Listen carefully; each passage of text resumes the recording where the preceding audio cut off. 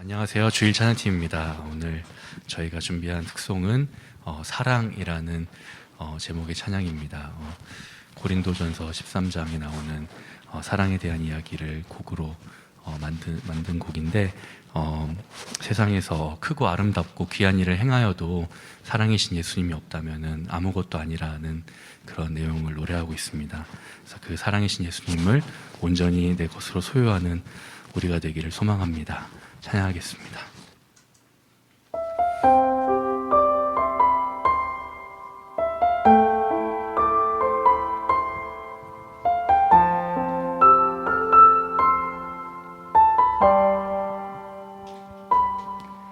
내가 사람의 방언과 천사의 말해도 사랑 없으면 소용없고,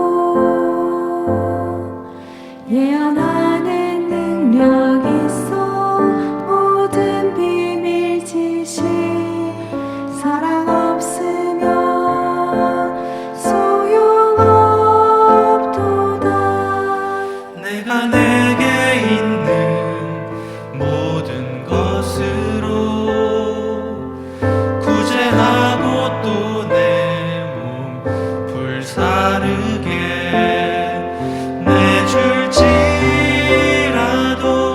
내게 사랑 없으면 아무것도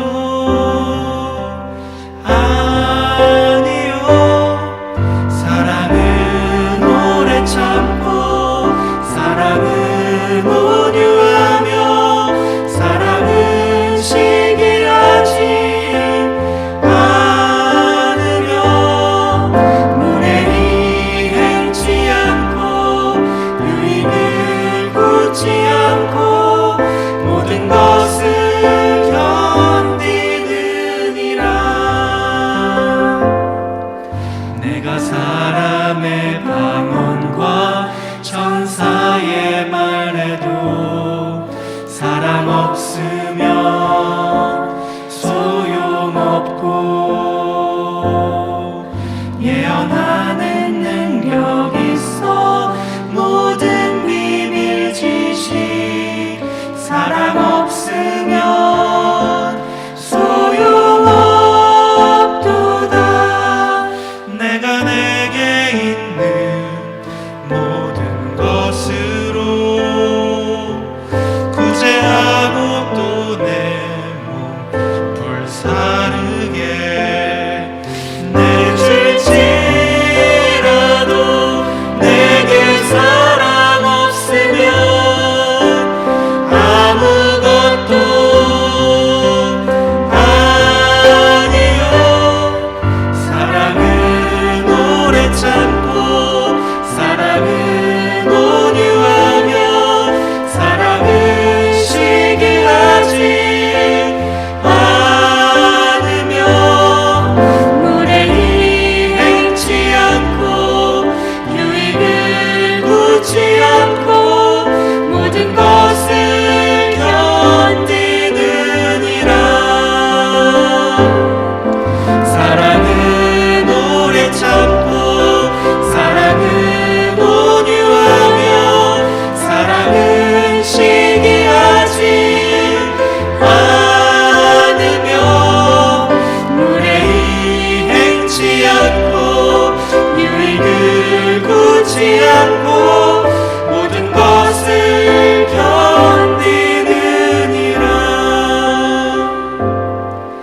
그런즉 믿음 소망 사랑 이것은 영원토록 있을진대. 그중 제일은 사랑이라. 그중 제일은 사랑이라.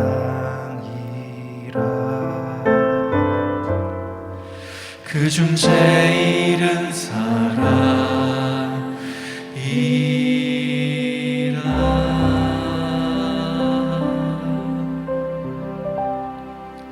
감사합니다. 오늘 함께 하실 성경은 에베소서 1장 3절에서부터 10절까지입니다. 교독하겠습니다. 찬송하리로다 하나님 곧 우리 주 예수 그리스도의 아버지께서 그리스도 안에서 하늘에 속한 모든 신령한 복으로 우리에게 복 주시되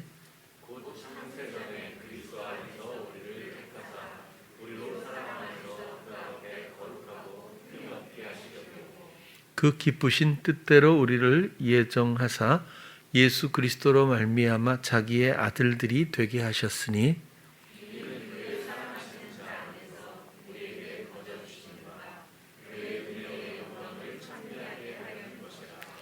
우리가 그리스도 안에서 그의 은혜의 풍성함을 따라 그의 피로 말미암아 구속 곧 죄사함을 받았으니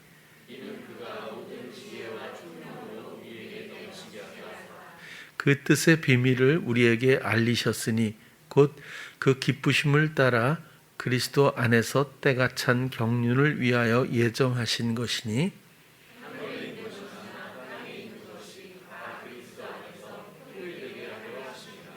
아멘.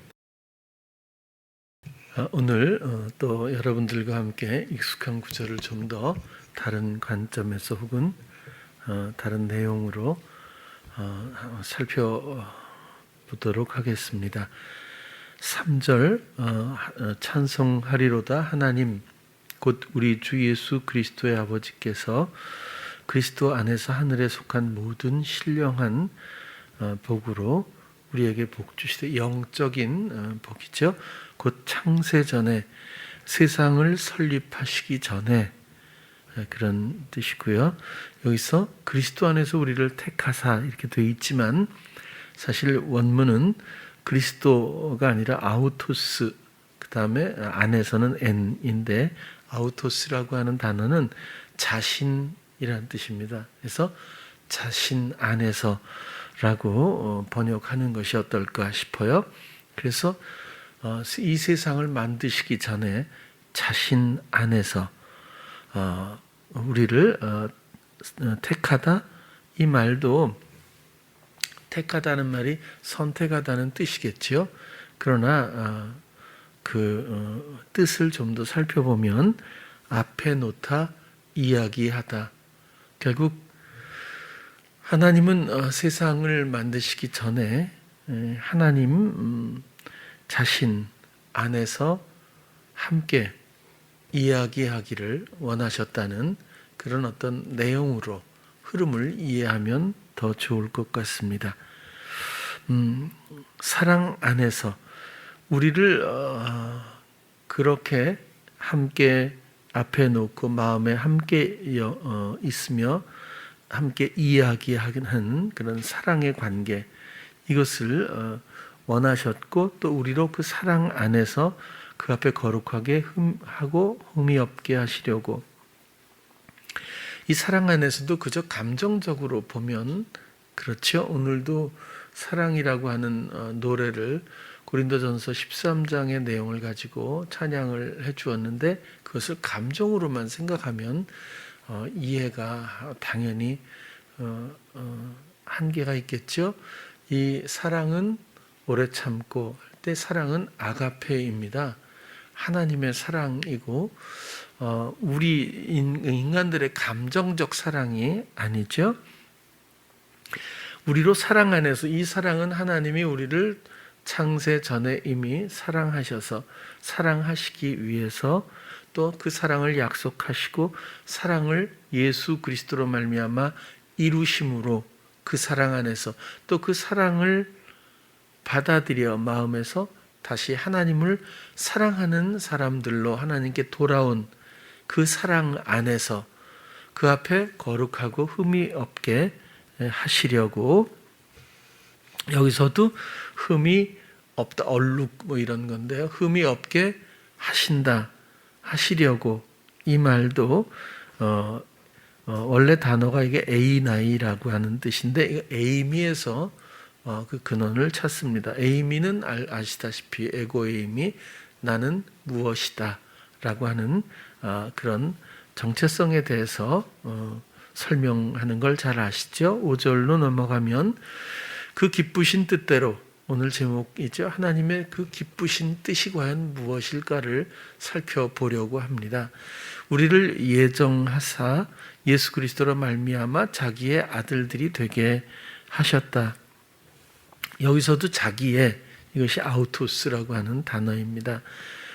자기의 아들들, 여기서 아들들이라고 하는 단어는 입양, 아들로 받아들이다, 양자, 이런 뜻입니다. 그러니까 예수님은 그야말로 하나님의 아들이지만 나머지 사람들은 입양하는 가운데서의 아들이라고 하는 원리도 여러분들께서 이제는 잘 아시리라고 봅니다. 그 기쁘신 뜻이 우리를 이렇게 예정해서 예수 그리스도로 말미암아, 그리스도가 우리 안에 사시고 그분이 우리의 머리가 되시고 우리의 주장이 아닌 그분의 주장이 시작되는 것에 모든 것들을 동의하고 순응하는 그런 우리의 변화 가운데서, 전환 가운데 우리도 동일하게 의롭다 칭함을 얻고 아들로 여겨주시는 이런 흐름을 설명하고 있습니다. 6절에도 이는 그의 사랑하시는 자 안에서 우리에게 거저주신다 하는 것도 카리토, 이건 카리스, 은혜라는 뜻이고요. 그의 은혜, 그야말로 카리스입니다. 은혜의 영광을 찬미하게 하려 하는 것이다.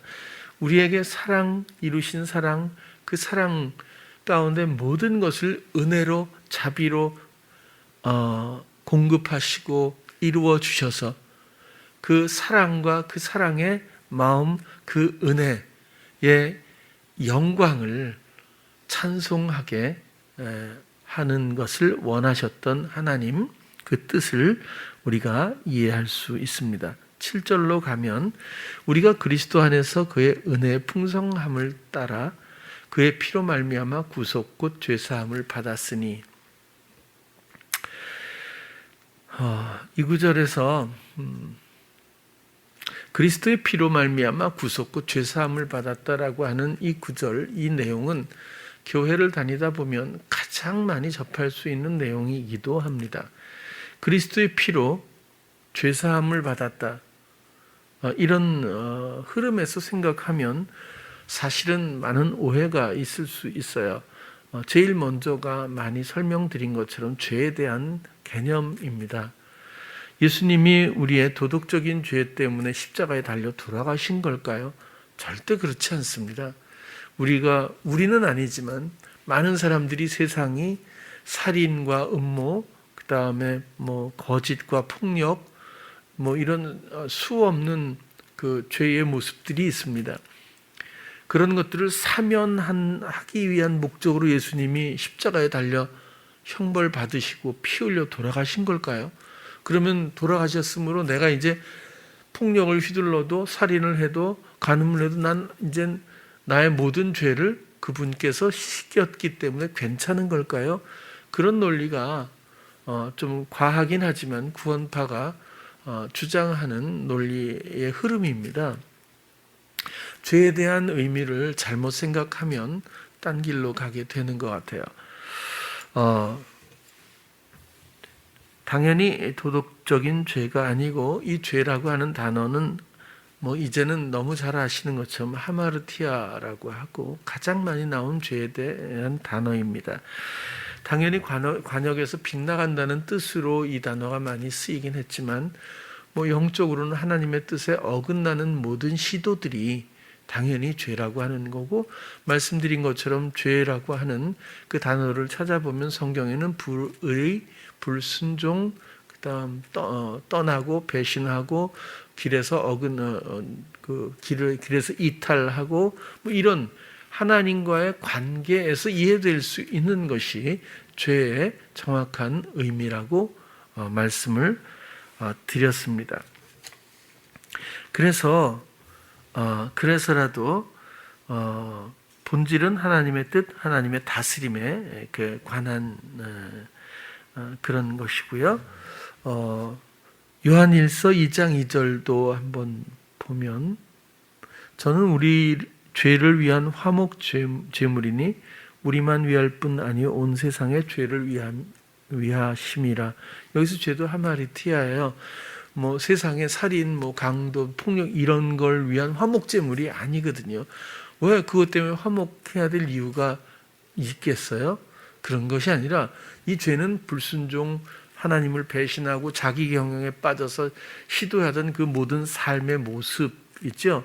그런 것들을 위해서 다시 하나님과 하나 되어 하나님의 다스림을 회복시켜 주시기 위해서 그렇게 중재 역할을 하신 일이고, 또 온 세상이 하나님을 떠나 하나님을 버리고 그 부추김에 의해서 살아갈 수밖에 없는 원리가 세상입니다.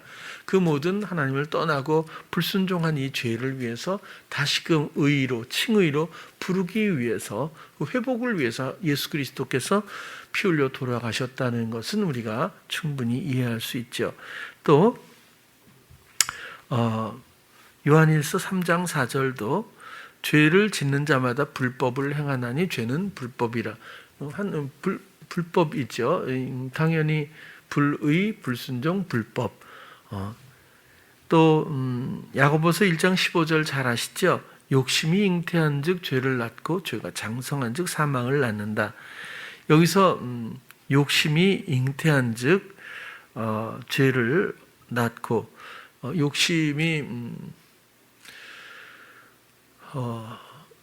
그 임신해서 이제 죄를 낳게 하는 건데, 이것 에피디미아거든요. 어떤 갈망이, 동경, 어떤 마음에 원하는 것이 태동되는 거죠. 뭐 마음에 원하는 게 없으면 행동, 뭔가 액션이 시작되지 않잖아요. 근데 뭔가 원하는 바가 있는데 이 내용은 중요하지 않다는 것이 굉장히 분별해서 중요한 부분이라고 봅니다. 아이를 위한 헌신, 아이가 뭐 이런 문제가, 이런 동기나 내용이 중요한 것이 아니라 내가, 이런 건 다 부추김에 의한 것이기 때문에 잘 아시죠? 여기서 죄를 낳고도 당연히 하마르티아죠. 하나님은 우리의 죄를 도말하시고 간과하시고 기억하지 않겠다, 이렇게 약속을 하셨어요. 우리의 죄를 뭔가 칠해서 아예 안 보이게, 그렇죠? 그 다음에 없는 건 아닌데 칠해버렸네요. 간과는 그냥 지나간다는 거잖아요. 우리의 죄를 따지지 않고 지나가는 거죠. 그리고 멀리 바다에 던져 기억지 않는다, 이런 약속들을 하셨어요. 이 모두가 도말이라고 하는 것이 벗겨내고 새로 칠하는 것이 아니라 원래 그 색깔이 죄악이 있는데 그에 다시 덧칠을 하잖아요. 또 간과라는 것도 6월절에 애굽을 보시면 장자의 10번째 재앙에서 그냥 6월이잖아요. 그렇죠? 그냥 지나가잖아요. 그리스도의 피가 있으면 지나가는 것뿐이지 그 안에 정말 죄를 지었는지 안 지었는지 뭐 이런 문제가 아니에요. 세상의 의인이 어디 있겠어요. 그리스도의 피가 있는지 없는지가 중요하죠. 그리스도의 중재를 받아들이는 사람들인지 중재를 받아들이지 않고 화목의 의지가 없는 사람인지 아닌지가 중요하게 되는 거겠죠. 우리의 도덕적 행위를 말하는 것이 아니라 우리의 영적인 간음, 자기 경영의 과거들, 하나님을 배신하고 그 뜻에 어긋났던 모든 이전의 일들에 대해서 하나님은 도말하고 간과하고 기억하지 않겠다, 그렇게 약속을 미리 해주신 겁니다.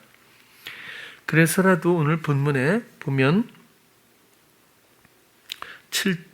7절 그 피로 말미암아 구속 곧 죄사함을 받았다. 예수 그리스도께서 피를 흘리심으로 우리가 속박에서 구원되었다고 하는 것과 죄사함, 죄를 만약에 도덕적인 것으로 보면 그 속박에서 구원받은 건 구속이 왜 곧 죄사함일까? 연결이 잘 되지 않죠.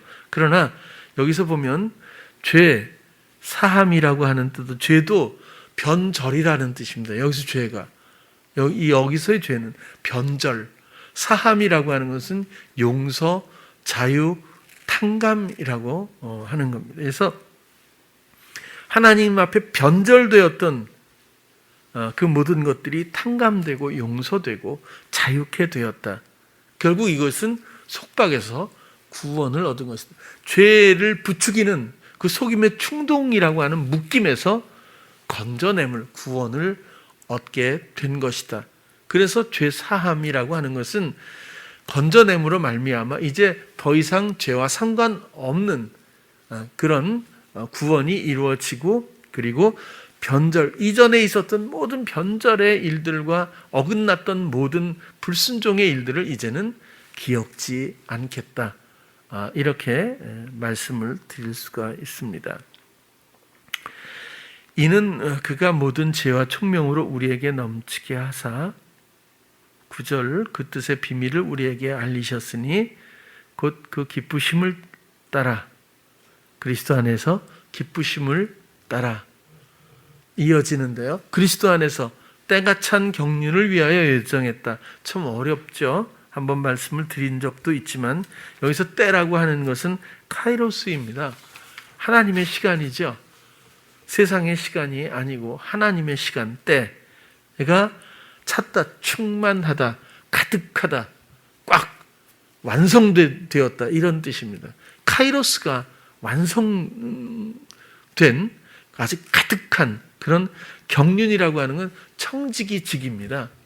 관리, 이런 겁니다. 그러니까 그 기쁘심을 따라 그리스도 안에서 이제 그리스도의 주장하시는 삶에 우리가 함께하며 그리스도의 주장 따라, 다스림 따라서 이제 하나님의 시간에 가득한 완성된 청지기의 역할들을 예정하셨다는 뜻입니다. 하나님의 뜻을 그대로 수행하는, 하나님의 뜻에서 어긋나고 벗어나고 배신하고 변절하는 것이 아니라 이제는 하나님의 뜻을, 그 시간을, 하나님의 뜻이 이루어지는 그 흐름의 그 시간들이 완성된 듯 가득한 그것을 수행하는 청지기의 역할로 우리를 예정했다. 그것이 하나님의 기뻐하시는 뜻이다. 하나님의 소망이자 목적이셨다는 것을 우리가 정리해서 이해할 수가 있습니다. 복음은 아시는 것처럼 옛사람이 새사람으로, 죄인이 의인으로 이렇게 사망에서 생명으로 전환되는 소식입니다. 이 전환이 없다면 교회를 나온들 무슨 소용이 있고, 성경을 읽는 듯 무슨 소용이 있고, 교회의 어떤 프로그램으로 무슨 소용이 있을까 할 정도로 마음이 무거운 것이 사실입니다. 우리가 기도하는 것도, 신앙생활 하는 것도, 성경을 읽는 것도 사실은 이 전환 때문이고, 전환의 기쁨 때문이고, 전환의 열매 때문이지, 그냥 어떤 생활 방식이나 신앙생활을 유지하기 위한 목적은 아니지 않습니까?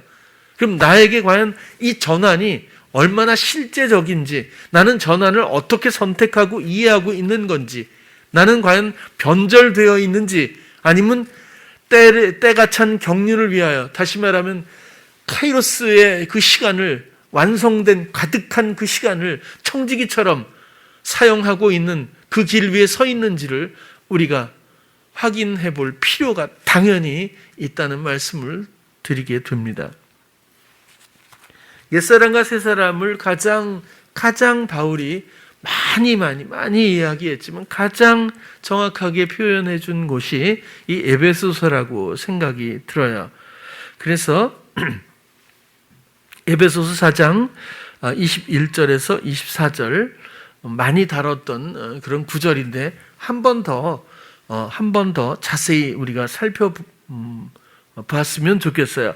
진리가 예수 안에 있는 것 같이 너희가 과연 그에게서 듣고 또한 그 안에서 가르침을 받았을진데 너희는 유혹의 욕심을 따라 썩어져가는 구습을 쫓는 옛사람과 새사람이 대치되어 있잖아요. 옛사람은 어떻게 설명했어요? 유혹의 욕심을 따라 썩어져가는 구습을 쫓는다, 이렇게 했잖아요. 참 좋은 정리라고 생각을 해요. 절묘하고 대단하다.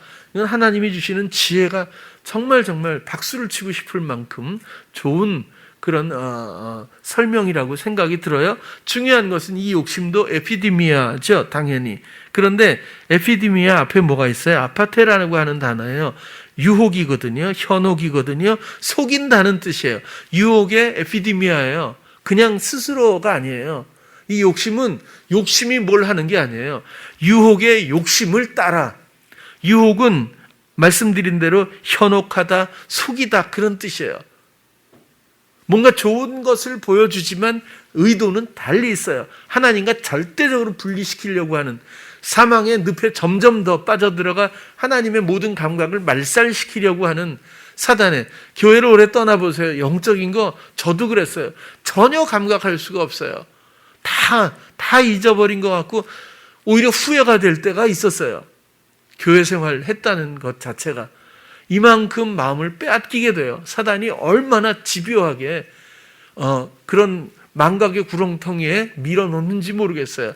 끝나지 않는 이런 유혹, 이런 것들이 사람의 마음에 갈망하고 원하는 어떤 것, 만약에 주님을 갈망한다고 해도 이 갈망이 유혹의 소나기에 붙들리면 엉뚱한 데로 끌려갈 수밖에 없는 겁니다. 구습도 말씀 많이 드린 대로 오래된 이전의 품행, 생활 방식 혹은 대화입니다.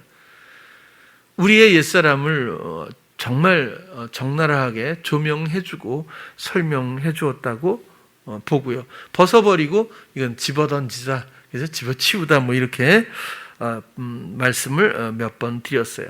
새 사람은 24절에 보면 하나님을 따라, 여기 하나님 따라가 먼저 나왔는데 사실은 이 원래 해석은 뒤에 있어요.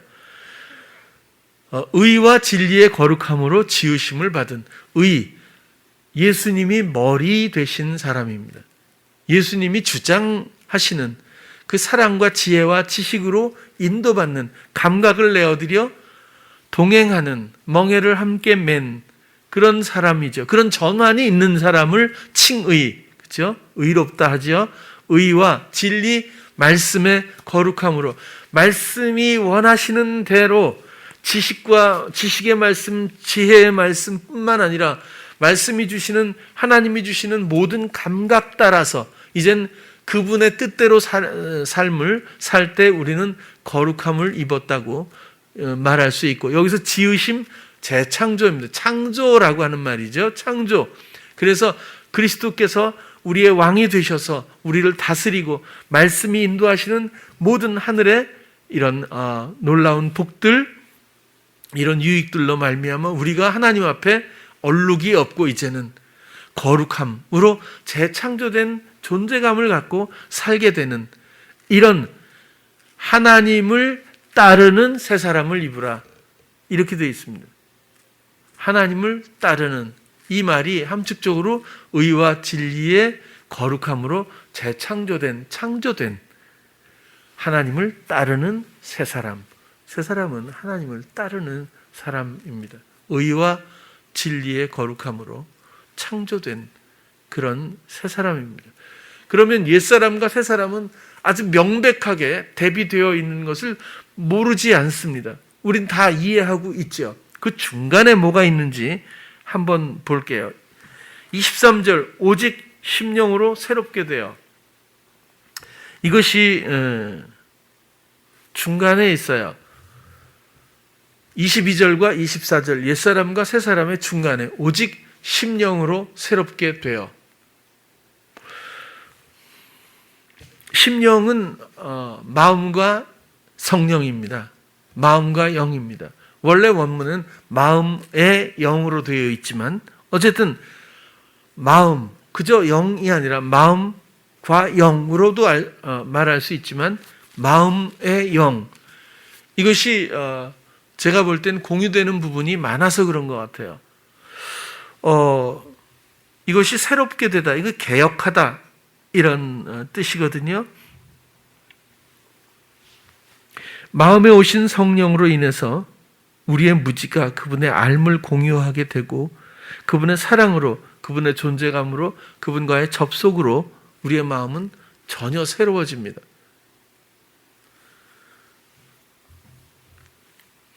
예수님은 우리에게 요구하지 않으신다고 봐요. 그저 생각을 함께하기 원하고 감각을 드리기 원하는 모든 이들의 마음을 만지시는 분일 뿐입니다. 마음으로 알게 하고 또 깨닫게 하고 또 할 수 있는 힘 주셔서 언제나 멍에를 함께 메고 인도해 주시죠.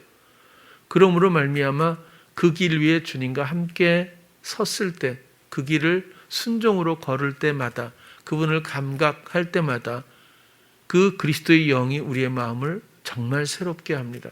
세상에서 느낄 수 없는 수많은 기쁨과 소망과 행복과 그리고 감사가, 사랑이 샘솟아 나게 되죠. 이런 것들은 세상에는 없죠. 오직 그리스도로 말미암아 그런 것들이 주어지는 것을 얼마든지 경험할 수 있습니다. 가능하면 설교 시간마다 엄마들에 대해서 좀 말씀을 많이 드리려고 해요. 여전히 어린아이들의 영혼이 너무너무 중요하기 때문에 그렇습니다. 엄마들도 아이들과 함께 생각을 함께하고 부디 마음의 친구가 되어줬으면 좋겠다고 말씀드려요. 특별히 그리스도의 통로로서, 그리스도 안에서 이것이 대단히 중요합니다. 그저 훌륭하게 키우려는 갈망의 부추김 따라서 일방적인 요구를 한다면 그것은 헌신이 아니라 폭력에 가까울 수 있다. 결과론적으로 증명된 사실입니다. 엄마의 기대로 인한 요구와 본능에 의한 헌신은 오히려 아이가 더 경직되고 또 마음의 왜곡만 남게 될 뿐이 아닌가, 그렇게까지도 생각을 하게 됩니다. 아이의 생각과 마음의 흐름을 주시하고 주님의 통로로서 그 순간 언제나 정말 좋은 친구가 되었으면 좋겠어요. 나의 생명, 나의 아이가 아니라 주께서 위임한 생명이고 또 그런 영혼입니다. 기뻐하신 뜻이 그 아이에게 있기 때문에 그렇죠. 그런데 제가 보니까 우리 청년들도 저를 만나기 전에는 물론 부모님이나 또 혹은 가정 혹은 학교 또 사회적으로 이렇게 여러 가지 경험들이 있었겠지만 좀 아직도 대부분이 생각의 흐름이나 마음의 흐름에 대해서 관심을 혹은 관점을 잘 못 갖고 있는 것 같다는 생각이에요. 그런데 사람은 마음의 성장이 있어야 하고 생각에 건전함이 있어야 돼요. 그런데 우리는 생각이 어떻게 흐르든 그런 것들에 관심을 갖지 않았거나 마음이 어떻게 흐르든 그런 것들에 대해서 관심을 갖지 않고 그저 이렇게 해야 돼, 이건 하면 안 돼, 이걸 하면 훌륭하게 돼, 이렇게 공부해야 돼, 이렇게 성경 읽어야 돼, 이거 외워야 돼, 이렇게 하면 안 되지, 울지 마, 뭐 이런 식으로 요구만 그냥 하다 보니까 이것이 정도 차이일 뿐이지 않습니까? 어떤 사람은, 어떤 엄마는 또 별로 얘기 안 할 수도 있어요. 근데 크게 다를 바가 있겠어요?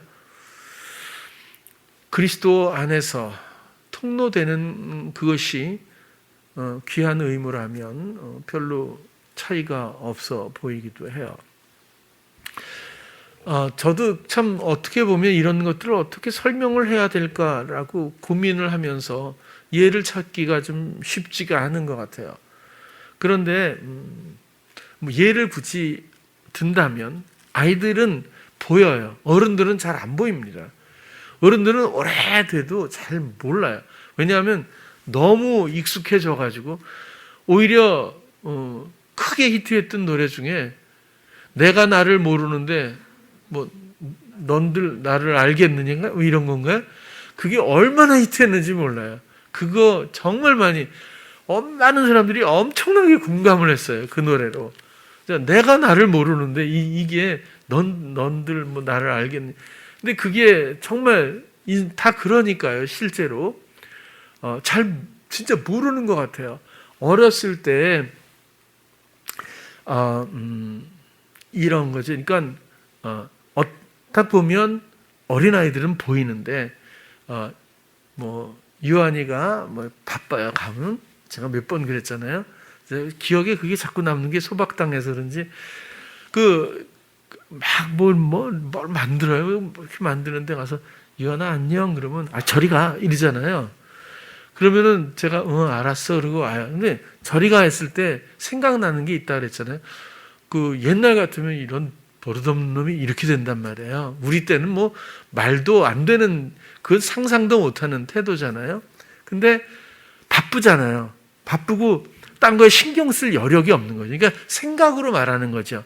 이 바쁜 상황에서 부추김이 있거든요. 지금 힘든데 저의 존재는 뭐 아예 거기에 무게감이 없는 것 같아요. 그래서 가라 그러면 그 순간에 알았어. 그리고 이제 가는데 그 말투도 저는 엄마 알았어 이게 아니라 조금 눈높이보다 낮게 그래 알았어 이렇게 가거든요. 그러고 나면 조금 있다가 나중에 나와요. 바쁜 일이 끝나면 나와서 잘못했다 그래. 미안 사과를 해요. 근데 그 사과도 유쾌하게 목사님 사실 미안해요 먼저 하고 자기가 목사님 많이 보고 싶었는데요. 뭐 하면서 미안해요. 뭐 이렇게 하고 사랑해요. 또 하고 뭐 I love you 뭐 이렇게 하고 막 그래요. 그러면 그때는 마음으로 말하는 거예요. 의도가 아니잖아요. 전혀. 그러면 그때는 나도 사랑해. 너 너무 보고 싶어서.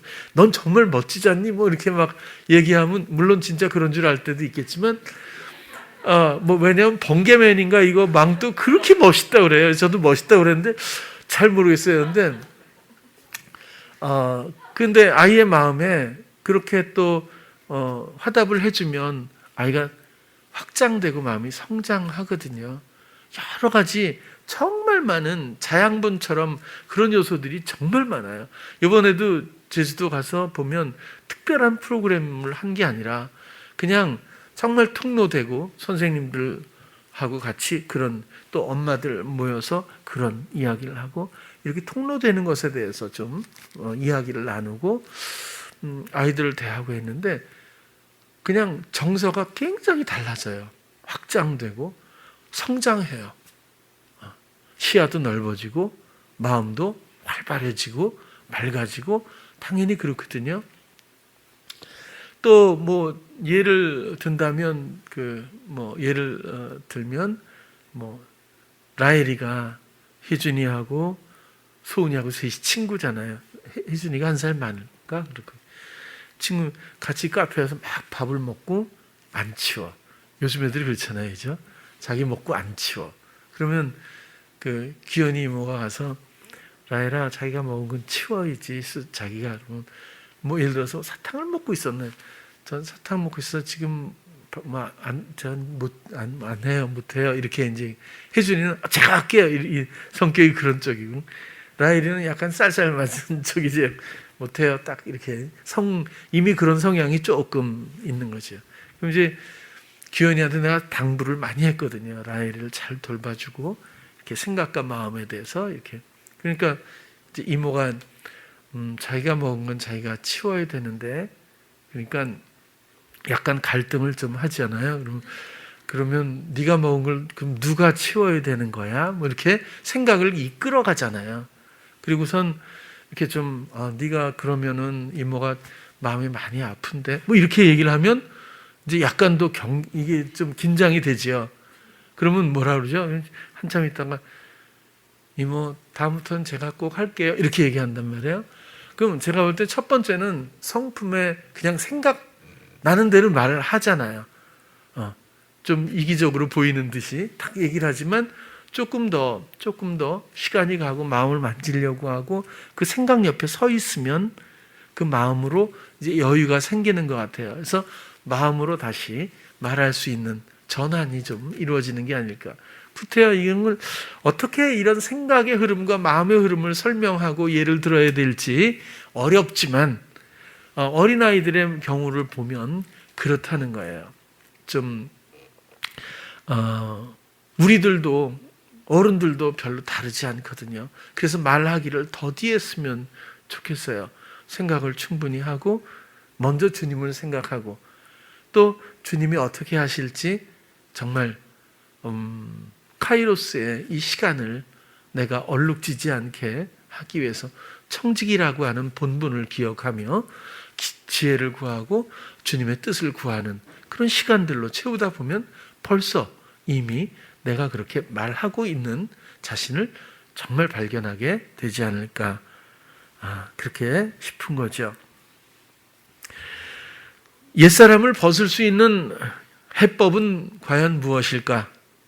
그것은 21절에 나와 있습니다. 옛사람과 22절, 24절 새 사람, 그리고 중간에는 23절에는 심령이 새롭게 되는 것. 그런데 21절에 비로소 해법이 진리가 예수 안에 있는 것 같이 너희가 과연 예수님을 듣고, 원문은 주님을 듣고라고 했잖아요.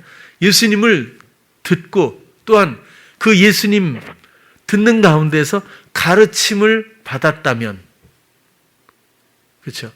이러한 이 이전의 생활 방식, 이 옛사람을 집어 던지고 이제는 그분을 감각하는 만큼 마음에 이 그리스도의 영으로 말미암아 마음의 새로움을 받아 이제는 하나님을 따르는 이러이러한 새 사람을 입으라, 그런 뜻이죠.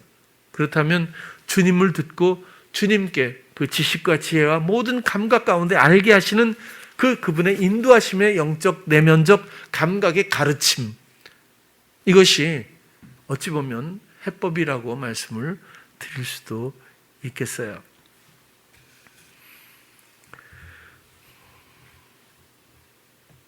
속임의 충동과 이전의 생활 방식과 충동적 이끌림은 여전하지요. 그러나 그분을 듣고 그 가르침을 사모하면 예수님의 다스림과 지식과 지혜의 말씀 가운데 하나님을 따르는 자인 새 사람을 반드시 입을 수가 있습니다. 다 가족이니까 또 이해를 돕기 위해서 제가 망설이다가 한번 이해를 들어볼게요. 참 오랫동안 우리가 같이 살고 다 저에게는 말 하나 자녀들입니다. 만약에 육신의 자녀가 있었어도 제가 이렇게 헌신을 하지 않았으리라고 생각할 만큼 하나님께서 인도하시는 대로 20몇 년 동안 지금까지 청년들을 돌봐왔고 또 이렇게 하나님의 시간을 함께 만들어 가기를 소망해 왔죠. 제가 혜영이하고도 참 많이 친해요. 아빠 돌아가실 때도 그랬고 또 어려서 와서 참 같이 살기도 하고, 이번에 제주도를 같이 갔어요. 같이 갔는데 둘째 날 아침에 제가 어떻게 할까요? 어떤 아이들과 어디를 갔지요? 이렇게 하다가 그 아침에 워낙 그 바닷가가 앞에 있고 그래서 아침엔 바닷가로 가는 걸로 이렇게 했어요. 그래서 바다에 나가서 그 약간 추웠는데도 뭐 희준이도 들어갔나?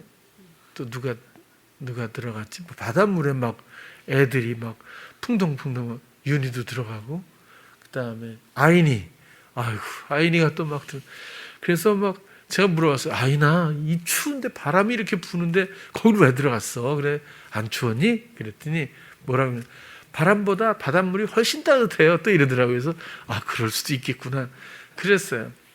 그런데 갔다가 이제 자유 시간을 갖고 점심 먹을 때까지 시간이 남잖아요. 그러니까 혜영이는 두 아이를 키우는데 얼마나 마음이 심했겠어요. 어딜 데리고 나갈 수도 잘 없고 이제 어린아이들인데 제주도에 온 거잖아요. 그러니까 아이들을 데리고 마침 아빠가 와서 차를 한 대, 스타리아를 3대를 우리가 20몇 명이라 얻었어요. 하나를 가지고 나가서 짧은 시간이라도 아이들을 좀 더 경험을 해주고 이루고 싶은 엄마 마음이 아주 선명하고 강했던 것 같아요. 그래서 점심 먹을 때까지 올 줄로 믿고 갔다 오라고 했죠. 그랬더니 막 보더니 여기 가면 되겠다. 10분 걸린대요. 그래서 뭐 갔다가 오면 되겠다. 나갔어. 그리고는 연락이 없었어요. 그날은 하루 종일. 그러니까 아쿠아리움도 가고 뭐 어디 또 가게 뭐 비자림도 가고 애기들. 그러니까 이 정말 시간이 아까운 거지. 그러니까 아기들을 위해서. 근데 나머지 사람들이 두 차에 막 이렇게 타면서 간신히 스케줄대로 움직이고 하는데 그리고 그 이제 저녁 때나 돼서야 이거 뭔가 잘못됐구나 이런 생각이 들어서 전화가 왔어요. 이게 생각에 이런 아이를 위하는 마음, 그 엄마의 마음에 속임의 충동이 얼마나 절묘한지 아시잖아요. 다 웬만하면 본인 개개인이 다 경험하지 않겠어요? 그래서 많이 너무 놀란 거예요. 애가 어떻게 내가 이럴 수가 있나? 내가 이렇게 어떻게 제정신이 아니었던 것 같아요.라고 막 전화가 나중에 왔죠. 그 다음 날 이제 만나서 그래서 이제 교회로 이제 왔잖아요. 서울로 돌아왔어요. 그랬더니 이제 혜영이가 하는 말이 11월 달에 또 너무 많아서 엄마들을 두 팀으로 나눴거든요. 11월 초에 또 가요. 그때 무슨 수를 써서인지 가야 되겠다는 거예요. 얼굴에 철판을 깔더라도 그냥 가요. 왜? 이번에 너무 미안하고 너무 잘못했기 때문에 그때 정말 가서 내가 어떻게 쓰든지 좀 더 만회하고 또 더 잘하려고 가겠다는 거예요. 그래서 물론 주님이 가지 말라 하시면 안 가겠지만요. 이렇게 얘기를 했어요. 그래서 제가 마음에 그랬어요. 아, 순서가 거꾸로 됐다. 그러니까 아직도 의지가 있잖아요. 가야 된다고 생각하는 건 뭐죠?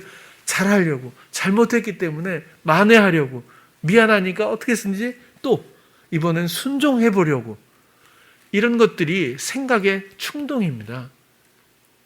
그런데 가지 말라고 하시면 주님이 그러면 당연히 안 간다라고 얘기하지만 본인의 의지적 결정과 속임의 충동은 이미 시작된 후잖아요. 그렇죠?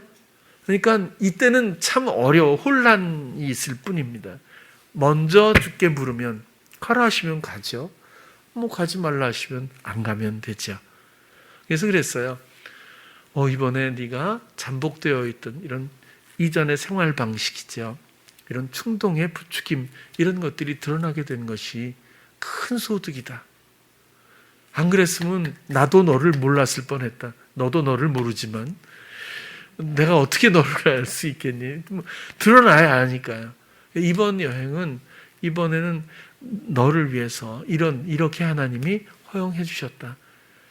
이제는 정말 옛사람을 벗어 던지자. 정말 하나님의 기뻐하시는 뜻 안에서 오직 주님을 생각하고 주님과 함께 그렇게 걸을 수, 이런 이야기들을 해줬어요. 너무 좋은 경험이 아니겠느냐. 그랬더니 끄떡끄떡 했어요. 물론 어떻게 될지 모르겠지만 앞으로 그런 것처럼 우리 삶에 이런 속임의 충동은 정말 만연되어 있지 않습니까?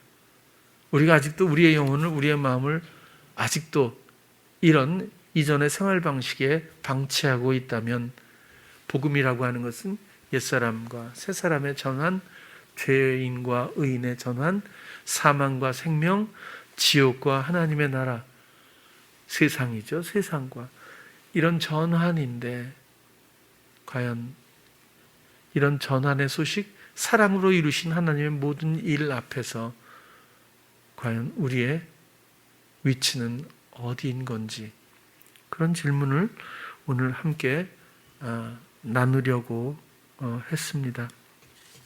하나님의 기뻐하시는 뜻은 아까 말씀드린 대로 우리가 하나님의 때, 그렇죠? 그리고 카이로스의 완성된 가득한 그 시간에 관리자들, 청지기들, 통로들 되는 것이 최종적으로, 또 우리가 그렇게 아들들이 되는 것이 최종적으로 하나님의 기뻐하시는 뜻이라고 생각하고요. 그것은 세상을 설립하시기 훨씬 이전부터 하나님은 그런 계획을 갖고 또 그런 선택을 하고 그걸 약속하고 모든 하나님의 역할들을 이루어 주셨습니다. 우리의 마음의 완악함이 비록 속임 때문이라고 해도 그 사랑을 선택하지 않고 머물러 있다면 이것은 그것 이상의 정말 슬픔은 없으리라고 봐요. 하나님 앞에 나의 슬픔이자 하나님의 슬픔이 아닐까, 그런 생각을 합니다. 사람의 생각을 방치하고 놔두면 이해를 뛰어넘는, 도무지 정말 경악할 수준까지 사람이 뭐 이런 거죠. 오늘도 너무 놀라는 그런 소식이 있잖아요. 이태원에서 사고가 나서 150명, 170명 뭐 이렇게 사망했다고 하죠. 중상자들도 많고 깜짝 놀랐어요. 아침에 텔레비전 틀자마자 전 방송이 모두 그게 나오는 거예요. 도대체 할로윈 대회가 뭐라고? 그 방송에서도 인터넷에서도 그러잖아요. 얄팍한 상술로 부추김을 그 부추김 때문에 어린 생명들이 이렇게 다 삽시간에 수병이 전 세계가 놀라는 일 아닙니까? 전쟁이 아니고서 이런 사망자가 어떻게 나올 수 있겠어요? 우크라이나의 소식도 들어보면 뭐 미사일을 쏘고 뭐 포격이 시작되고 이래서 사망자 20몇 명 이렇게 나오는데 도대체 이게 무슨 일인데 이럴까? 근데 더 놀라운 건 장난스럽게 밀었다고 하고 누군가 그보다 더 놀라운 건 그 시체들과 그 다음에 그 심장 박동기를 가지고 119 구급차들이 쫙 서가지고 하는데도 모포를 막 덮어놓고 근데 그 앞에서 떼창을 하지 않나 사람들이 모여서 때로 노래 아직도 그 분위기에 취해서 이 사람의 생각이 도대체 뭔지를 모르겠어요. 망가지면 나는 어디까지 가죠? 한계가 없는 것 같아요. 주님의 생각이 아니고선 사단의 지휘 아래 그 한계는 없다고 보여집니다. 이 모든 버려지고 불쌍한 긍휼히 여길 수밖에 없는 영혼들을 주님은 부르시고 그리고 아들들로 삼으시기를 위한 하나님의 놀라운 그 뜻 그리고 이제는 세상에 허망한 절망의 시간이 아닌 하나님의 시간으로 가득 채우고 그것을 관리해 주길 바라는 통로가 돼 주길 바라는 하나님의 기뻐하시는 뜻, 그 뜻이 우리 마음에서 오늘 잘 정돈되기를 부탁드립니다. 기도하겠습니다. 사랑해 주님, 오늘은 하나님의 기쁘신 뜻에 대해서 우리가 함께 나누었습니다. 하나님은 세상을 만드시기 전에 이미 우리를 사랑하셨고 또 그 사랑을 이루어 주셨습니다. 이제 그 부르심에 응답하는 우리들이 되게 하시고 더 이상 속임의 충동들과 이전의 생활 방식으로 끌려가지 않고 오직 하나님 앞에 온전히 세워지고 또 인도받을 수 있는 하나님의 아들들이 되기를 소망합니다. 하나님의 시간을 관리하고 또 전하고 하는 모든 청지기들, 귀한 하나님의 자녀들 다 되게 하여 주시옵소서. 예수님 이름으로 기도드렸습니다. 아멘.